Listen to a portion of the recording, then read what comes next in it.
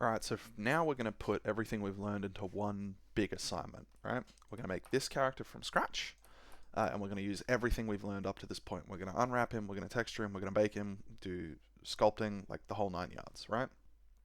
Now, this video is going to be quite long, right? So you're just going to have to, I suppose, get a coffee and just pay attention to, maybe have a look, take some notes, or perhaps even have this model open, this video open on one monitor while you're working away on yours, for instance, right? But this is going to be like the long video series that details the full process start to finish, taking all the fundamentals that we've learned and combining them all together, okay? Now this guy is, unfortunately, I believe AI generated, right? So, I mean, look, it is what it is. I'm not really a good 2D artist, but while we're learning, we may as well, like, I guess, use the resources that we have. But the point here that I want to communicate is that in the industry, you're probably going to be expected to be working from concept and nailing concept, like, as closely as you can. So it's a good skill to have in general, right? Like working from reference. I'm not a 2D artist even remotely. It's by far my biggest weakness is my sense of 2D and design, right? If you have those skills, if you have those chops, and you are capable of concepting up like a little cute character like this that's got some complexity to it, but not too much, then I would encourage you to absolutely explore that. You don't necessarily have to work from this concept. This is just the one I'm providing on the wiki. But if you can either create or find something else that's in this similar sort of style, similar simplicity, then like please feel free to do that. Okay. Now this is going to assume that you've already, at least followed up the basics, the fundamentals, and that sort of thing. So I'm not really going to go over too much of the basics. I'm just going to show you how they're applied, right? But I don't think we've touched on image reference, so I will show that to you now, like using image reference, right? So this image that I got here was created by dragging and dropping a PNG file from Windows Explorer into Blender. And I'm just going to do that now, but you can't see it because I'm not capturing Windows. I've just dragged from Windows and dropped that PNG into here, right? Now I've done that at a slight perspective angle. Like when my camera was at a perspective angle, I dragged it in there. The reason I did that is if you're in front view and you drag this image in, by default, show in perspective will be unflagged. So when I move my camera, it's going to disappear. And it'll only show up in orthographic. That's just the default behavior if you drag it in while you're in orthographic, right? So I tend to have it on perspective and orthographic, and then I will clear all of these rotations. I will align it to the front and back axis, right?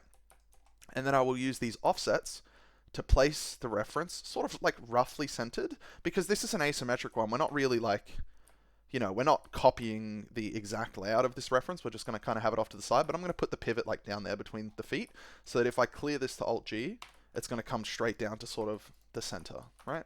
And I'm just going to save incrementally there so we don't lose anything. We also, again, we need to think about height, right? So if I take the default cube and squish it, right?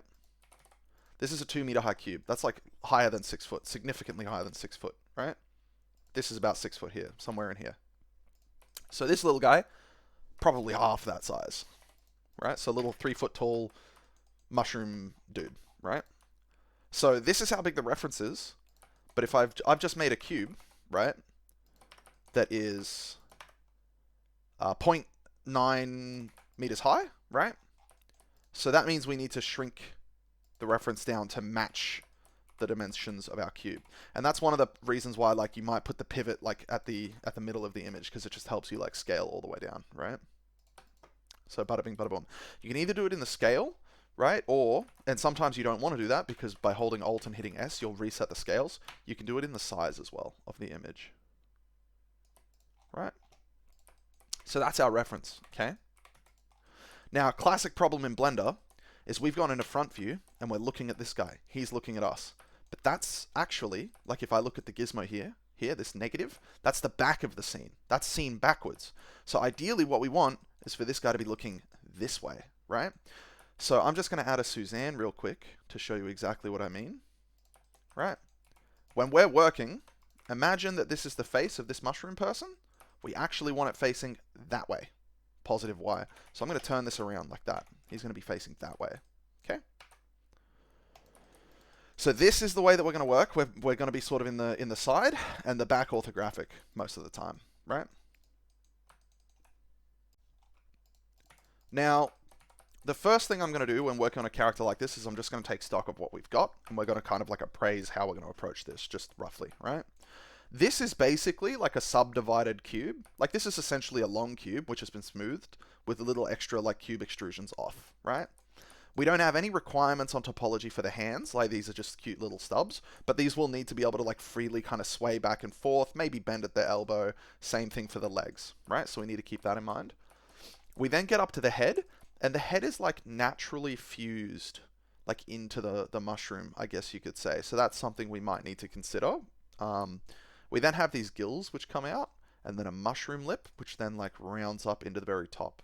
Okay, so that whole body, that rough shape, we can pretty much lay almost exclusively down in subdivision, like with very basic geometry.